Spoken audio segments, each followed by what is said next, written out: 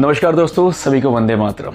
दोस्तों, इस वक्त पूरी दुनिया की नज़र भारत पर टिकी हुई है और उसका मेन रीज़न क्या है कि यूएसए और भारत के बीच में जो ट्रेड वॉर है वो बहुत ज़्यादा बढ़ चुका है।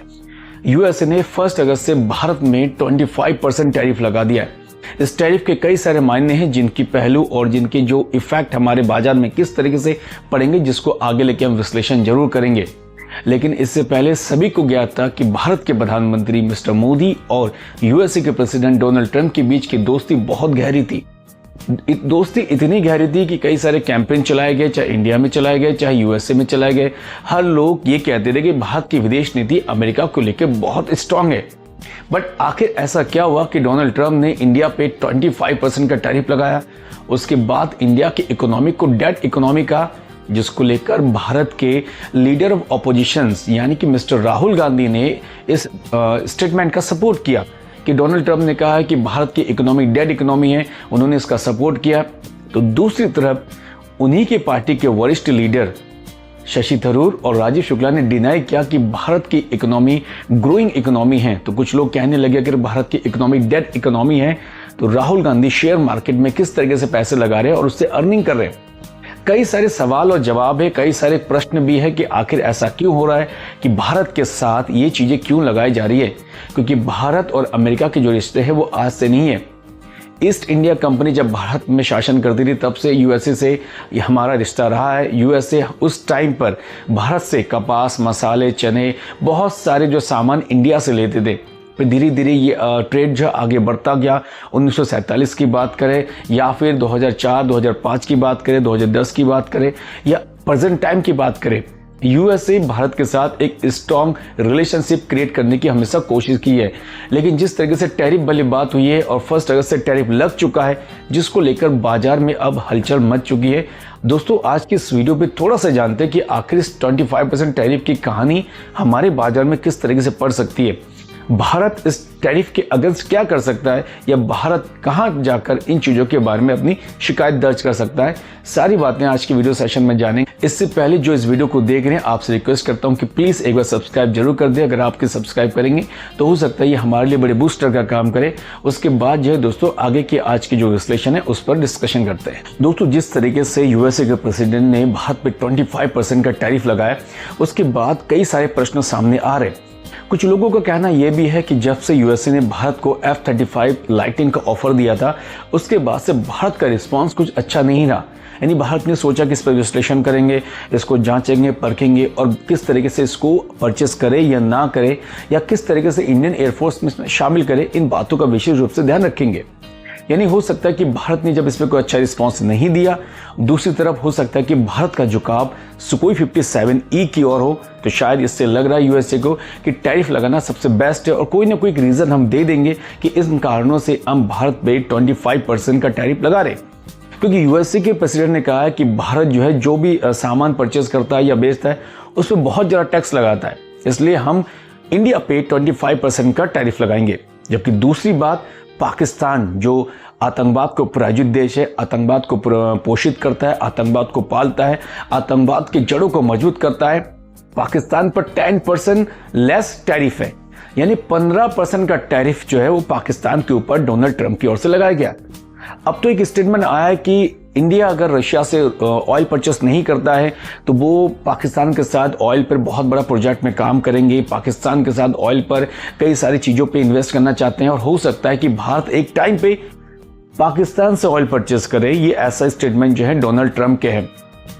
हालात कुछ सही नहीं है और जिस तरीके से डोनाल्ड ट्रंप के हर एक दिन, हर एक मिनट में उनके स्टेटमेंट चेंज होता है, इससे क्लियर है कि वो भारत के लिए बिल्कुल भी शायद परफेक्ट नहीं है। हालांकि अगर ऐसी सिचुएशन बन रही है तो हो सकता है कि हमारे विदेश नीति में कहीं ना कहीं अब थोड़ी सी कमी आ रही है। हमें अपनी विदेश नीति को स्ट्रॉन्ग करना पड़ेगा।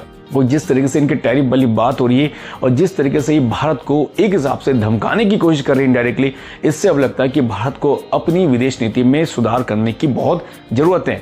बिकॉज यूएसए प्रेजेंट टाइम पे दुनिया का फर्स्ट जीडीपी यानी इकोनॉमिकल वाला कंडीशन देश है, तो भारत 4th नंबर की जीडीपी वाला देश है। और सोचो, यूएसए ने कहा है कि भारत की अर्थव्यवस्था डेड अर्थव्यवस्था है। यानी अगर हमारी अर्थव्यवस्था मरी हुई है तो हम दुनिया के 4th जीडीपी वाले देश में कैसे हैं और हमसे नीचे कई सारे डेवलप कंट्री हैं जो अभी तक इस पॉइंट को टच नहीं कर पाए। आज हमारी जो जीडीपी की ग्रोथ रेट है 6.5% से हम आगे बढ़ रहे हैं, तो यूएसए की जीडीपी ग्रोथ -0.5 से लेस हो रही है।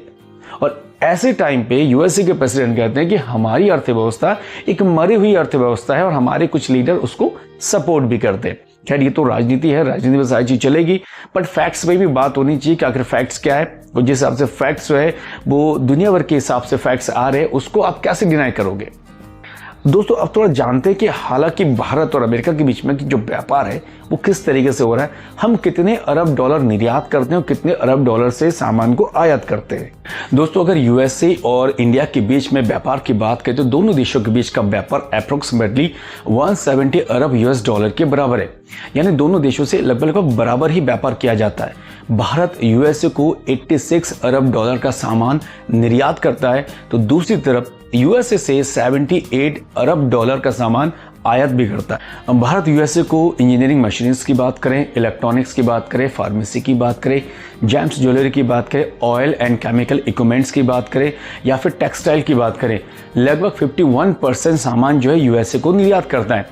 हालांकि भारत दुनिया का सबसे बड़ा ऐसा देश है जो यूएसए को सॉफ्टवेयर निर्यात करता है, यानी आज की डेट में सबसे ज़्यादा सॉफ्टवेयर यूएसए इंडिया से ही परचेस करता है।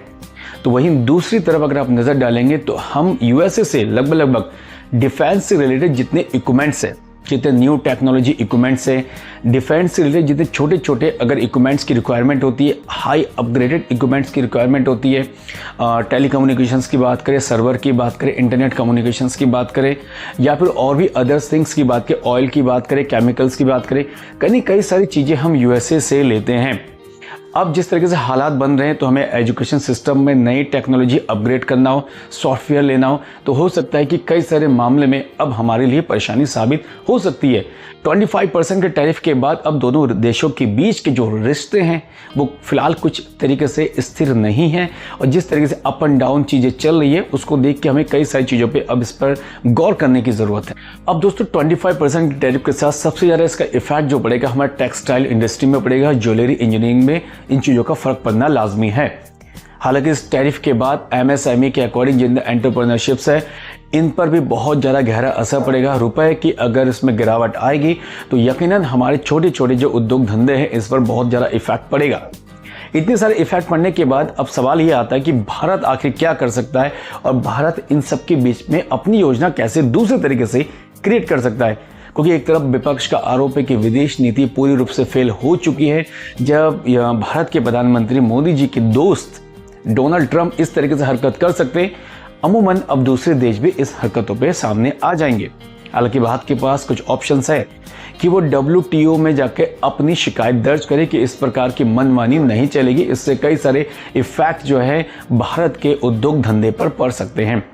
या दूसरी तरीका यह है कि फ्री ट्रेड एग्रीमेंट करे, जिससे यूएसए और भारत के बीच में फ्री ट्रेड एग्रीमेंट हो और जिससे दोनों देशों का जो टैरिफ है वो लेस हो जाए। या फिर अदर ऑप्शन हमारे पास ये कि हम यूरोपियन कंट्री पर ज़्यादा ध्यान दें। अब यूरोपियन कंट्री के अलग अलग जो देश हैं इनके साथ अपनी ट्रेड मार्केटिंग को आगे बढ़ाए, या अफ्रीकन कंट्री में ज़्यादा फोकस करे, या फिर एशियन के अदर जो कंट्रीज है इस पर ज़्यादा फोकस करे, जिससे जितना हमें बैलेंस करना है यूएसए से वो बैलेंस किया जाए। हालांकि यूएसए दुनिया का सबसे नंबर 1 इकोनॉमिक कंट्री है जिसकी जीडीपी 29 ट्रिलियन यूएस डॉलर की है, तो इसके साथ हमें अगर ट्रेड करना है तो दोनों देशों को बैठ के इस मसले को सुलझाना पड़ेगा, जिससे दोनों देशों के बीच का ट्रेड फिर से अच्छे से चल सके और टैरिफ के मामले में दोनों देश बैठ के आराम से इस पर बात करें। हालांकि बड़े बड़े इकोनॉमिक्स का क्या कहना है ये तो आने वाले टाइम भी पता चलेगा, लेकिन जिस तरीके से डोनाल्ड ट्रंप की अब ये कहानी बढ़ गई है इसको देखकर अब देखना पड़ेगा कि भारत की विदेश नीति आगे किस तरीके से बढ़ती है, हमारी फॉरेन पॉलिसी क्या है और किस तरीके से प्रधानमंत्री मोदी इसको डील करते हैं, जिससे दोनों देशों के रिलेशन फिर से पटरी पे आ जाए और दोनों देशों में फिर से कारोबार एकदम समान रूप से आगे चल चुके। अब दोस्तों, अगर आपने मेरे वीडियो को वॉच कर लिया है तो प्लीज़ एक बार अपना कमेंट्स जरूर दीजिएगा। जाते जाते आपके कमेंट्स हमारे लिए बड़े इंपॉर्टेंट होंगे। और जो चैनल में नए हैं, जो वीडियो को वॉच कर रहे हैं, अगर अभी आप तक उसमें सब्सक्राइब नहीं किया तो भैया एक बार सब्सक्राइब जरूर कर लें, क्योंकि आने वाले टाइम पे कई सारे वीडियोस आपके लिए तैयार हैं जो आप ही के लिए हम इसमें अपलोड करेंगे। सो दोस्तों, बहुत हो गया समय, अब कल मिलते हैं एक और नई वीडियो के साथ। थैंक यू, जय हिंद।